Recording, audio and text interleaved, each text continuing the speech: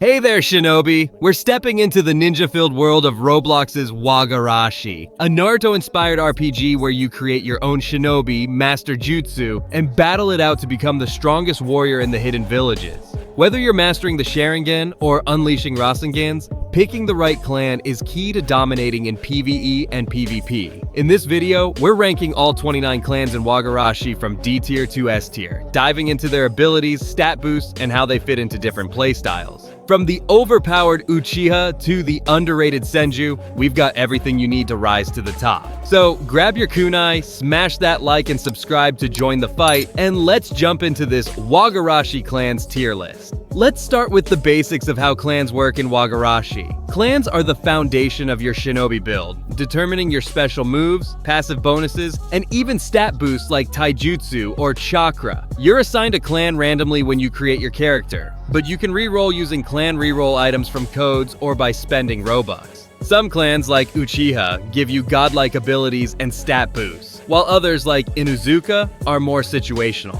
We've ranked them based on their overall power, versatility, stat boosts, and progression speed, especially how fast they unlock their eye mechanics like Sharingan or Tenseigan. Let's kick things off with the weakest clans in D tier and work our way up to the best. Alright, let's dive into D tier. These clans are at the bottom of the barrel in Wagarashi. They might have some cool concepts inspired by the Naruto universe, but their abilities are too weak or situational to make a real impact in PvE or PvP.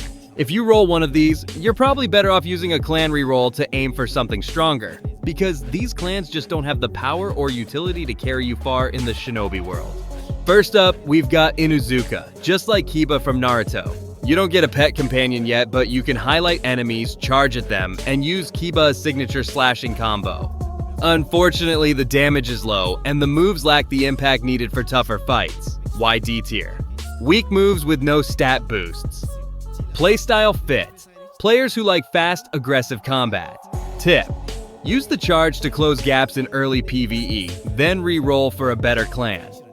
Next in line is Hatake, inspired by Kakashi. You won't get a Sharingan here, but you do get some cool-looking lightning moves. The problem is, their damage and utility are underwhelming, making them ineffective in most scenarios. Why D tier? Low damage and situational moves. Playstyle fit. Players who like lightning attacks. Tip: use lightning moves for early PvE, then re-roll for a stronger clan. Last in D tier, we've got Aburame, same as Shino. This clan lets you use bugs to attack, with each bug doing something different, but the overall damage is too low to make a difference in fights. Why D tier? Minimal impact even with unique abilities. Playstyle fit. Players who enjoy DOT, damage over time strategies.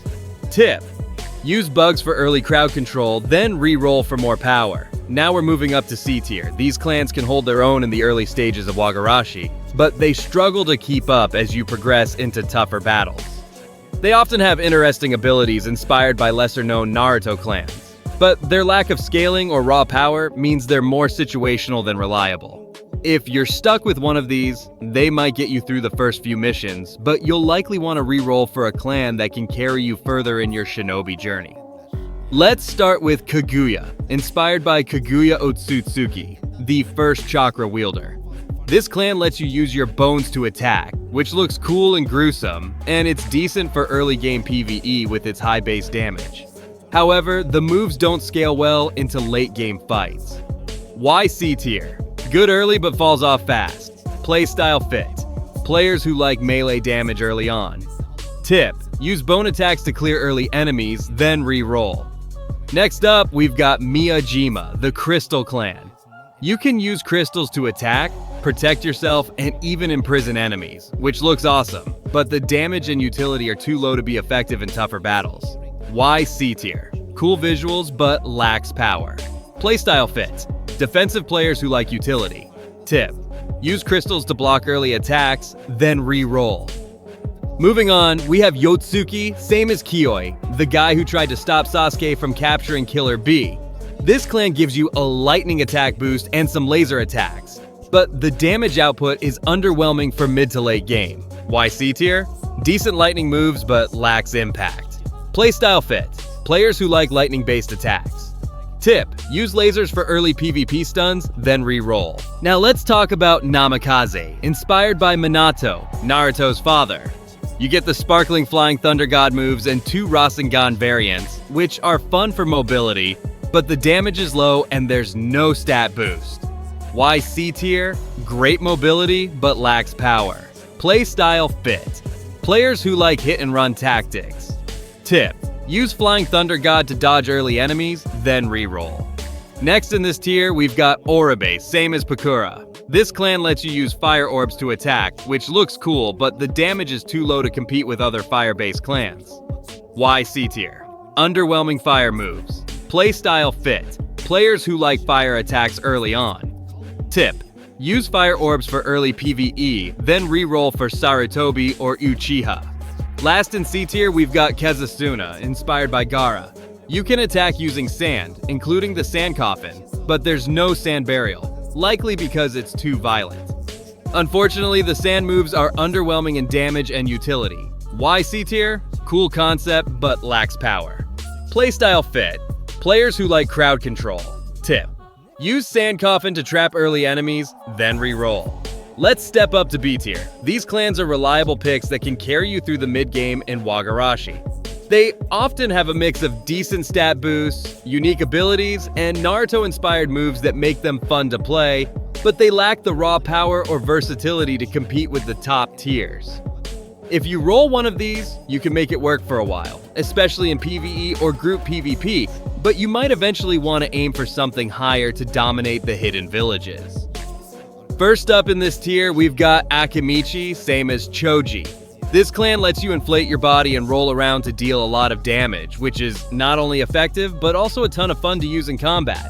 The damage is solid for mid-game PvP, but it lacks range. Why B tier? High melee damage, but no ranged options. Playstyle fit: players who like tanky melee builds. Tip: use the rolling attack to crush groups in PvE, then pair with a ranged teammate in PvP. Next in line is Karatachi, inspired by Kagura Karatachi. You can use the power of lava to attack, which sounds awesome, but it's not nearly as effective as other fire-based clans like Uchiha or Sarutobi. Why B tier? Decent fire damage, but outclassed by others.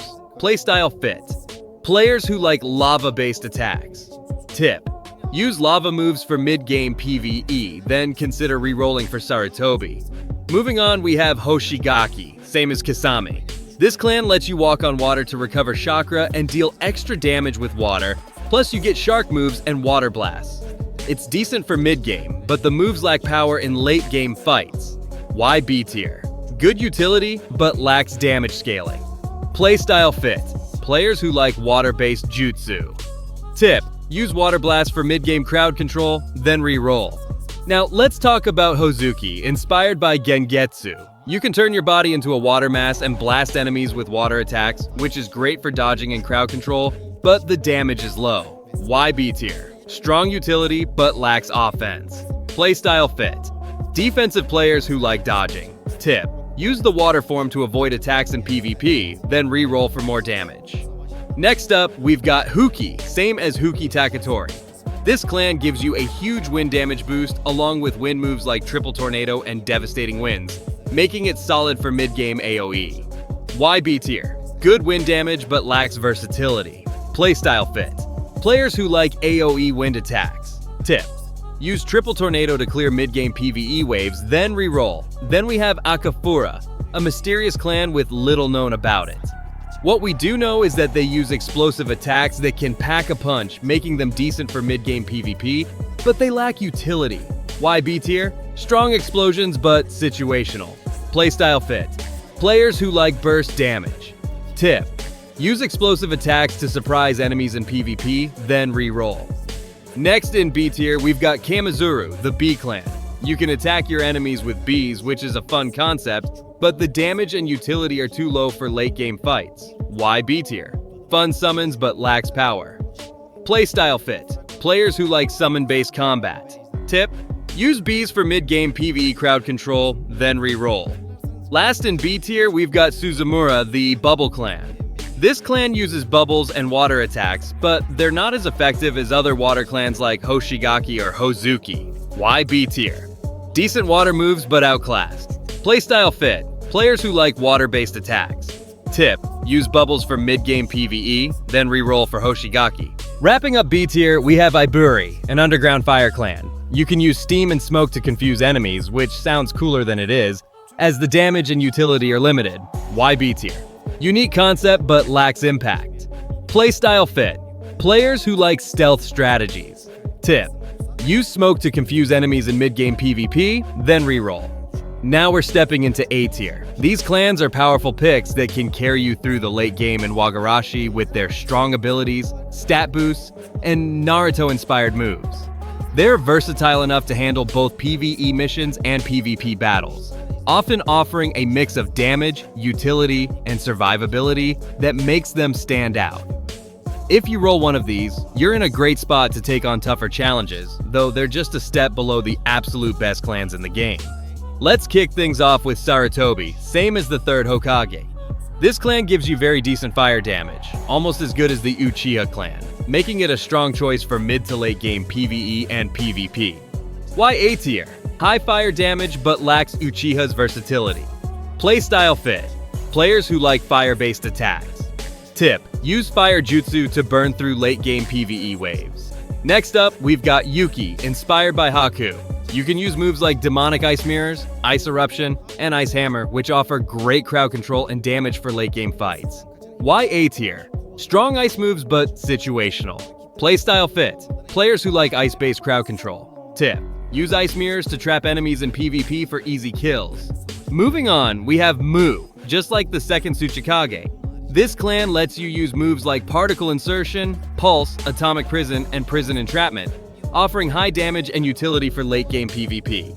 Why A tier? Powerful moves but lack stat boosts. Playstyle fit. Players who like tactical combat. Tip: use Atomic Prison to lock down enemies in PvP.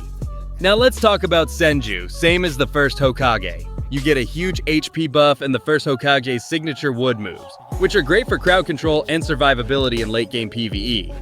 Why A tier? High HP and utility but lacks raw damage. Playstyle fit. Tanky players who like crowd control. Tip: use wood jutsu to trap late game enemies, then pair with a DPS teammate. Next in this tier, we've got Rei, same as the son of the Rei Cage. This clan gives you lots of lightning-based moves that look cool and deal decent damage, making it great for late game PvP. Why A tier? High lightning damage but no stat boosts. Playstyle fit. Players who like lightning attacks. Tip: use lightning moves to stun enemies in PvP, then finish with combos. Then we have Uzumaki, same as Naruto. You won't have a QB inside you, but you get Chain Seal, Chain Trap, and an enormous chakra boost, making this clan great for late game sustain. Why A tier? High chakra and utility, but lacks S tier damage. Playstyle fit. Players who want to outlast opponents. Tip: use Chain Trap to control enemies in PvP, then rely on chakra for long fights. Last in A tier, we've got Lee, inspired by Rock Lee. If you want to focus on melee attacks, this clan is a great pick with its high taijutsu damage and speed, perfect for late game PvP. Why A tier? Amazing melee damage but lacks range. Playstyle fit. Players who like fast melee combat. Tip: use speed to close gaps in PvP and deal massive melee damage. We've reached S tier. These clans are the absolute best in Wagarashi, straight out of the Naruto Elite. They offer unmatched power, incredible stat boosts, and versatile abilities that make them dominate in both PvE and PvP. Whether you're looking to master iconic dojutsu like the Sharingan or Byakugan, or wield signature moves like 64 Palms, these clans will make you a legendary shinobi. If you roll one of these, you've got the tools to take on any challenge and climb to the top of the hidden villages. First up in S tier, let's check out Uchiha, same as Sasuke and Itachi. You get your signature Sharingan eyes, plus moves like Lion's Barrage, Sharingan Genjutsu, and a cool kunai assault, along with a 5% fire damage boost. This clan dominates in every scenario. Why S tier? Overpowered abilities and stat boosts. Playstyle fit. Players who want raw power. Tip: use Sharingan to predict enemy moves in PvP and combo with fire jutsu. Next up, we've got Hyuga, same as Hinata and Neji. This clan gives you the signature Byakugan eyes and iconic moves like 64 palms, rotation, and vacuum palm, making you a beast in close-range combat. Why S tier? Amazing close-range power and utility. Playstyle fit. Players who like precise melee combat. Tip: use 64 palms to shut down chakra-heavy enemies in PvP. Last in S tier, we've got Shinoike, same as Chino. You get the signature Ketsuru-Yugen eyes and blood moves that are surprisingly effective, offering high damage and stuns for both PvE and PvP. Why S tier? High damage and unexpected versatility.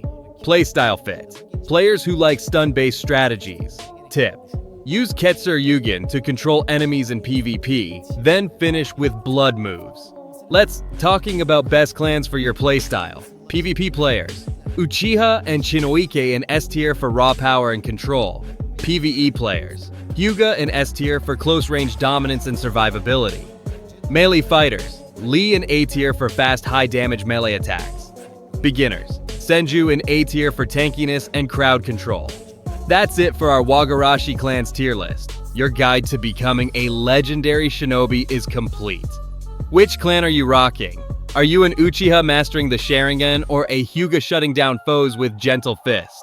Drop your thoughts in the comments. I'd love to hear your shinobi stories. If this tier list helped you rise to the top, give us a like, hit that subscribe button, and ring the bell to join the squad for more Wagarashi guides. Check out our other Wagarashi content to master every jutsu, and until next time, keep fighting those battles. I'll catch you in the hidden villages.